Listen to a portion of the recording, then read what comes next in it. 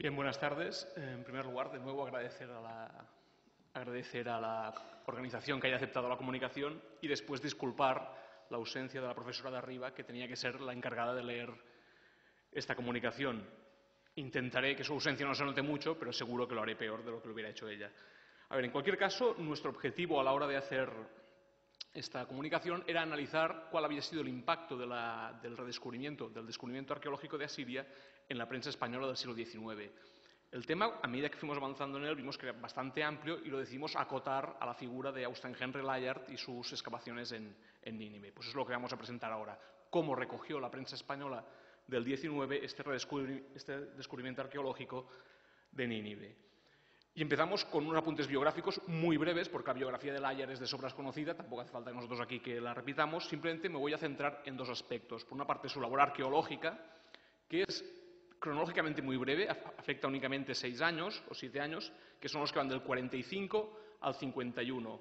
Aquí vemos claramente dos etapas, del 45 al 47, donde Layard... ¿Ya me he pasado el tiempo? No, es eso que no sé por qué está. Ah, vale. No. Bien. Del 45 al 47, donde Layard excava en el yacimiento de Nimrud, la antigua Calhu, y después, donde los principales hallazgos se concentran sobre todo en el palacio de Surnasirpal II, y una segunda etapa, donde ahora sí excava ya entre el 49 y el 51, en el yacimiento de Kuyunjik, que es la antigua Nínive, sobre todo en la zona del palacio de Sennacherib.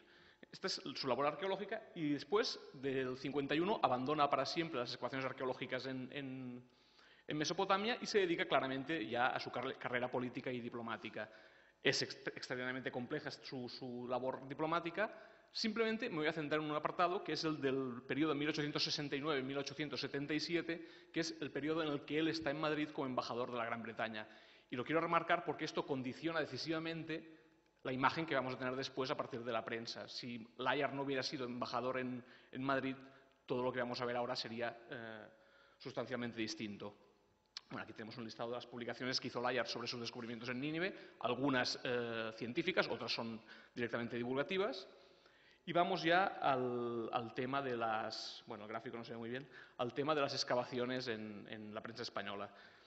En cualquier caso, lo que hemos visto, a partir del vaciado, que todavía estamos en ello, todavía no lo hemos terminado, pero de forma preliminar, el vaciado que hemos hecho de la excavación, de las repercusiones en la prensa, nos enseña una imagen muy significativa, y es que desde el 1845, cuando se producen las excavaciones en Nimrud, hasta 1900, que es donde hemos decidido cortar, vemos que las menciones de este redescubrimiento en la prensa pues abarcan prácticamente todo el periodo.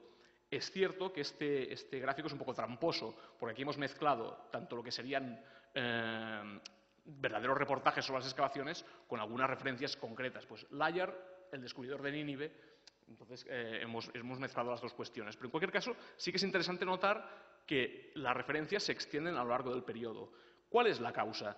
Nosotros consideramos que hay dos causas que explican este gráfico. Por una parte, el hecho de que en España, como en el resto de Europa, el redescubrimiento de Nínive provocó un interesante impacto en la opinión pública, más allá del ámbito académico, sobre todo por el hecho de las repercusiones bíblicas que tiene excavar una ciudad como Nínive, ¿no? Era un poco abrir una puerta al Antiguo Testamento con todo lo que ello conlleva.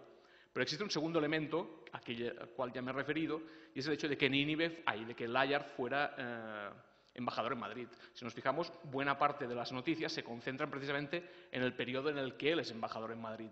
Y aquí tenemos que muchas noticias son directamente de carácter diplomático, político, donde además se dice Layard, que también fue el descubridor de Nínive. Por tanto, estos dos elementos consideramos que son los que explican la pervivencia en el tiempo del redescubrimiento.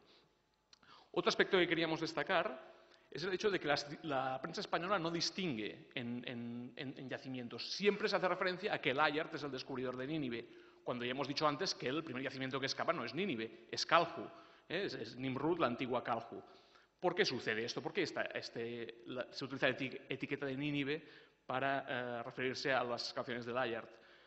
Aquí seguramente las causas son diversas también, pero yo creo que son tres, o nosotros creemos que son tres, básicamente. En primer lugar, la dificultad que existe en aquellos momentos para identificar el nombre antiguo de los yacimientos. En segundo lugar, está el hecho de que Layard, pero también Bota, el excavador de Corsabat, utilizan el nombre, la etiqueta de Nínive un poco como marketing. Está claro que cuando publicas un libro de divulgación, como hacía a menudo Layard, no es lo mismo si tú pones excavaciones en la antigua Calhu, que no conocía nadie, así pones excavaciones en la antigua Nínive, que es un nombre con connotaciones bíblicas. Por lo tanto, también hay este factor de marketing, ¿no? Los propios autores, por ejemplo, Bota, que excavaba en Corsabat, que no tiene nada que ver con Nínive, publicó su monografía como Monumentos de Nínive. Los propios autores buscaban recurrir ya a este efecto llamativo que tiene la palabra de Nínive. Pero existe un tercer factor que ha analizado muy bien recientemente Mario Liberani en su libro sobre la ciudad antigua, y es el hecho de que la historiografía europea del XIX tenía vigente el concepto de las ciudades orientales como verdaderas megápolis, como ciudades inmensas en contraposición a lo que serían las ciudades perfectamente racionales de tradición grecolatina.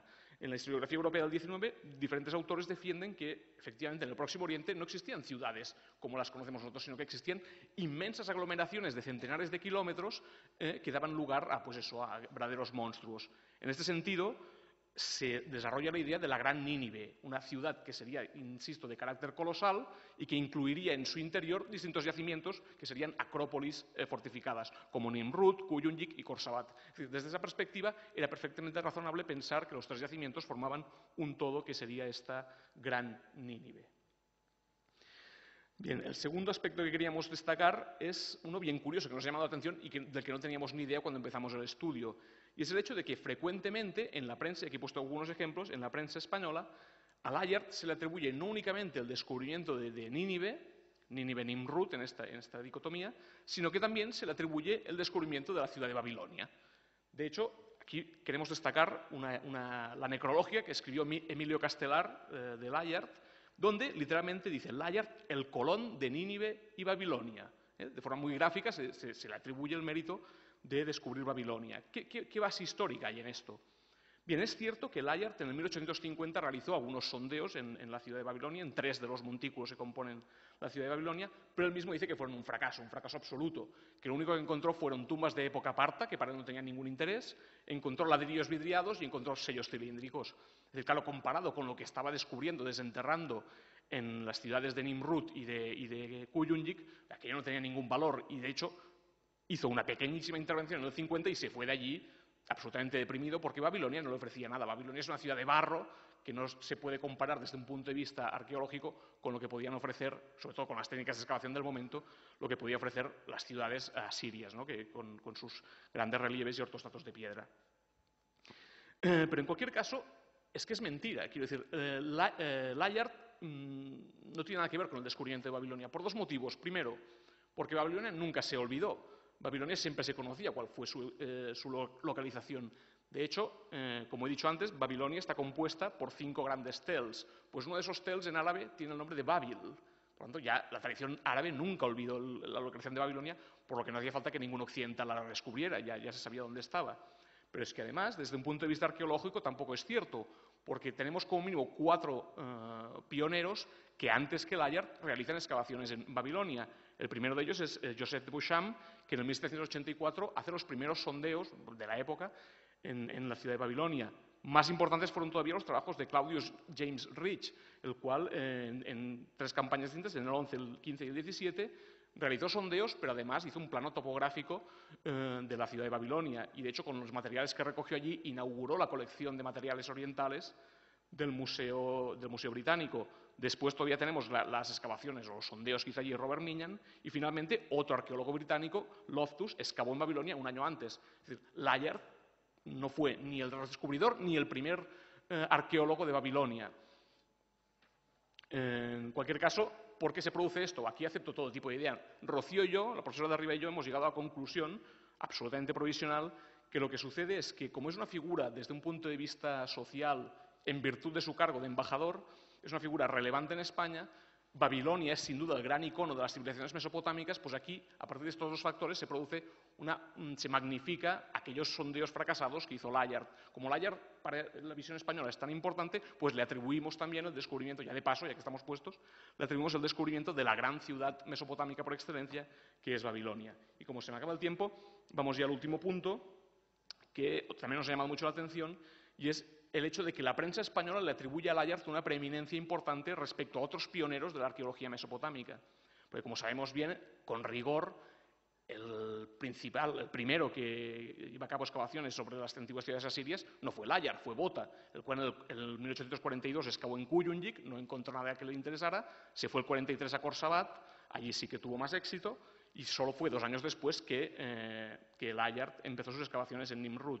En cualquier caso, la prensa española, como he recogido aquí en algunos fragmentos, le atribuye a Layard una preeminencia respecto a Bota, una preeminencia interesante, en ocasiones omitiendo directamente la figura de Bota, en ocasiones minimizándola respecto a la de Layard. Las causas arqueológicas no pueden ser, porque Bota, como mínimo, excavaba tan bien como Layard, como mínimo, seguramente mejor, porque sus temas de registro parece que eran más adecuados que los que llevaba a cabo Bota. Entonces, ¿por qué se lleva a cabo esta preeminencia? De nuevo hemos de recurrir al hecho de que Layard es una figura muy importante, sobre todo en el Madrid de los años 70 del siglo XIX. Es una figura tan relevante que, por esta dimensión política, se le atribuye unos méritos que seguramente tendrían que aparecer más matizados y compartidos con Polemil Bota. Ya me callo. Teníamos más material para explicar, pero ya lo guardamos para la publicación. Muchas gracias.